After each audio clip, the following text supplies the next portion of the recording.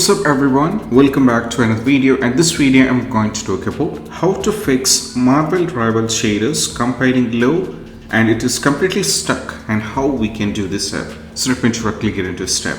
So the first one is all about you have to open your Google, the Steam, and if you're having the issue with completely shaders compiling slow and stuck, what you need to do is just go over here, click on the game, right click and go to the properties, and right now as you can see over here in the launch option we have to give a command. So the command is which I have already given, so I'm going to demonstrate to you once again. This is what you have to do. First use, over here you have to type use over here available course. This is what you have to type, use available course. This is very important. You have to type this particular command, then you have to check with the game by launching it.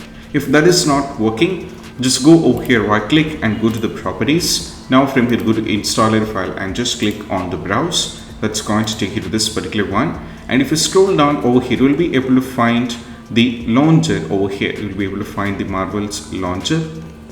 Somewhere else you will be able to find it, and if you find the launcher you have to select the launcher, go to show more options, go to the properties. Now from go to the compatibility. Usually all these three things might be selected. If that is the case, that might cause these kind of issue. If that is the case, just uncheck this called run this program in the compatibility mode, and you have to uncheck disable full screen optimization, and also you have to uncheck disable run this program as an administrator as well. Now go for apply, go for OK, and once you're done with this one you have to close this and you have to check.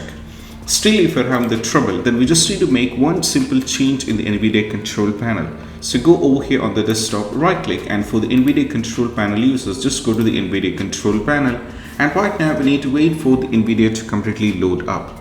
Now once the Nvidia is completely loaded up, you have to go over here and click on the manage 3D settings. Now from here you have to scroll down and navigate to the shader cache size.